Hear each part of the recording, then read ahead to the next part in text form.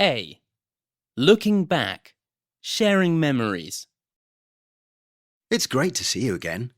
Gosh, it's 10 years since we were at school together. Any idea what the school is like these days? No, I've been a bit out of touch with things ever since I moved away from London. I wonder what became of that maths teacher. I think his name, if I recall, was Mr. Sanderson. When I think back, I realise now how difficult things must have been for him having to teach the likes of us. And do you ever hear anything of James? No, I haven't heard a thing. And I often wonder what Sanjay ended up doing. I've lost touch with him too. Thinking back, we had some great times, didn't we? Yeah. Seeing your phone there reminds me of how we used to text under our desks right under the teacher's nose. Yeah, that takes me back to the day my phone rang when a school inspector was observing our class and I got into big trouble. Yes, I have a vague memory of that. Actually, it's all coming back to me now.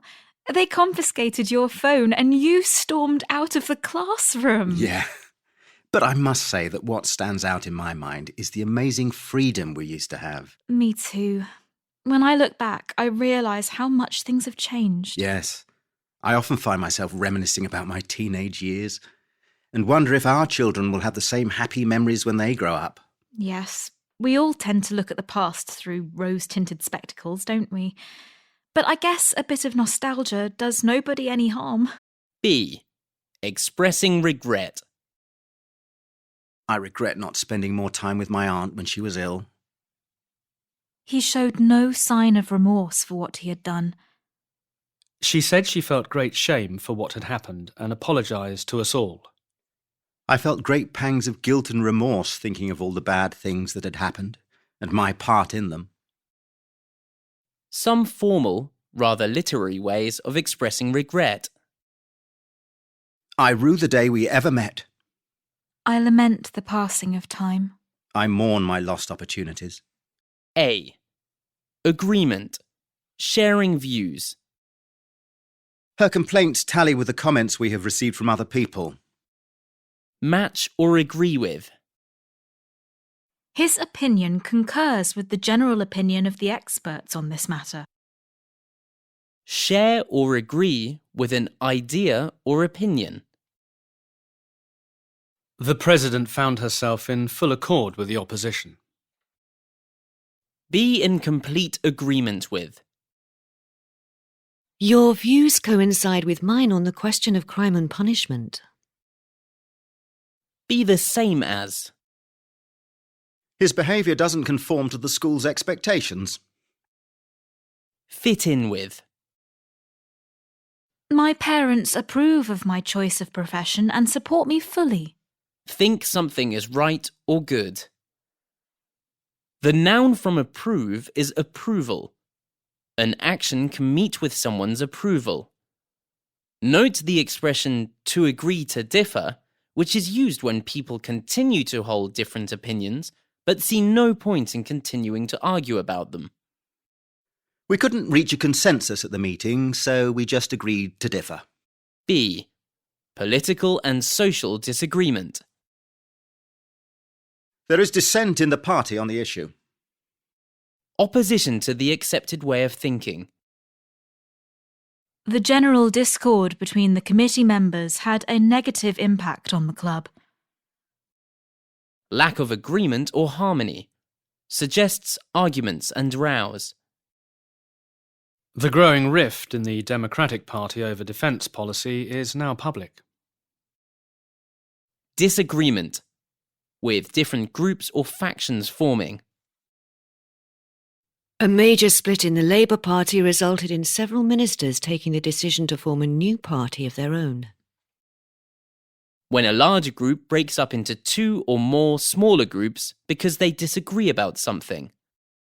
There is major division in the Socialist Party over economic policy. There is a major division in the Socialist Party over economic policy. Similar to split, but more abstract and formal. Can be countable or uncountable. Government plans to build a new airport in this area are bound to cause controversy.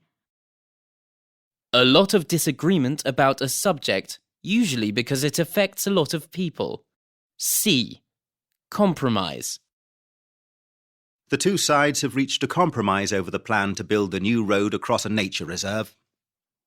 The minister was not prepared to compromise on the issue of raising university fees. The government made several concessions to the protesters. The management and the union reached a settlement and the strike ended.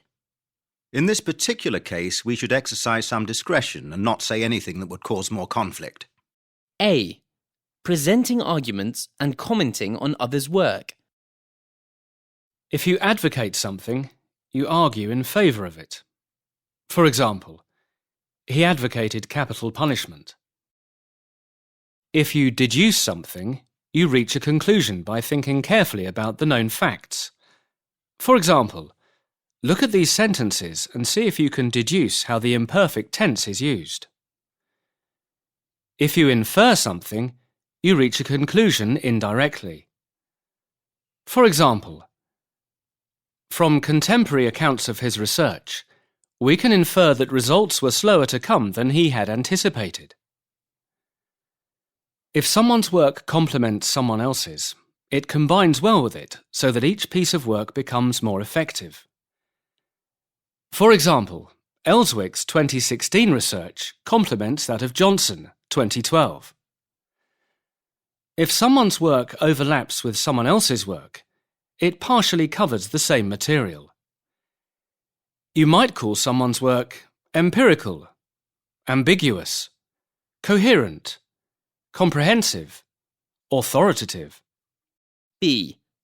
Talking about figures and processes. If figures are referred to as arbitrary, they are based on chance or personal choice rather than a system or data that supports them. Figures that deviate from the norm are different from what is typical. If statistics distort the picture, they give a false impression. If you refer to the incidence of something, for example, a disease, you are talking about how often it occurs. If something, for example, the incidence of brown eyes, is predominant, it is the largest in number. If things, for example, stages in a process, happen in sequence, they happen in a particular order. If you want to say that something happens in many places or with many people, you can say that it is widespread. For example, widespread outbreaks of an illness, widespread alarm. C. Words typically used in academic contexts. Verbs. Academic, append. Everyday, add at the end. Academic, conceive. Everyday, think up. Academic, contradict. Everyday, go against. Academic, demonstrate or indicate. Everyday, show. Academic, denote. Everyday, be a sign of, stand for. Academic, negate. Everyday, make useless, wipe out. Academic, perceive. Everyday, see. Academic, reflect upon. Everyday, think about. Academic, reside. Everyday, lie, live. Academic, trigger. Everyday, cause. Academic, utilize. Everyday, use. Expressions. Academic, an instance of something. Everyday, an example of something. Academic, the converse. Everyday, the opposite. Academic, crucial. Everyday, very important.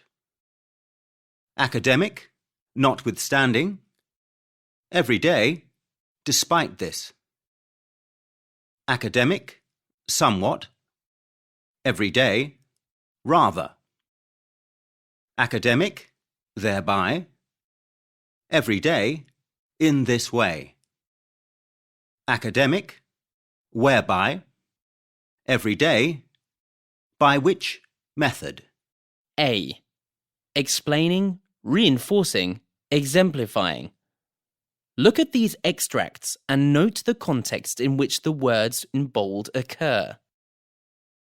The Prime Minister reiterated her concern that the debate should not be dominated by personal attacks. She summarised the new policy as being progressive and radical.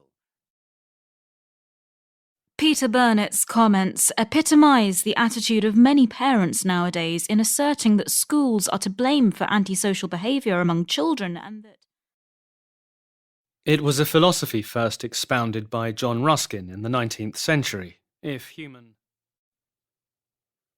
the recent events underscore the need for a better understanding of the environmental impact of biotechnology. If this phase in the Several scientists have posited a link between climate change and bird migration patterns. In an attempt to account for the lack of interest, political analysts have looked at past voting patterns on the basis of B. Categorizing and including. Chinese visitors comprised 70% of the hotel's guests last year. Chinese visitors made up 70% of the hotel's guests last year. The course is comprised of two elements, reading and writing. These two approaches can be subsumed under one heading.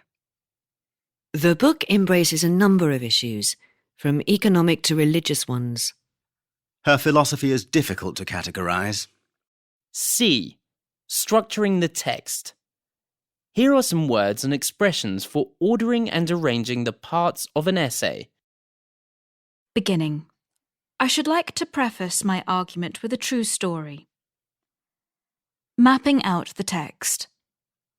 I shall return to this point later in my essay. Connecting points. This brings me to my next area of discussion, which is finance.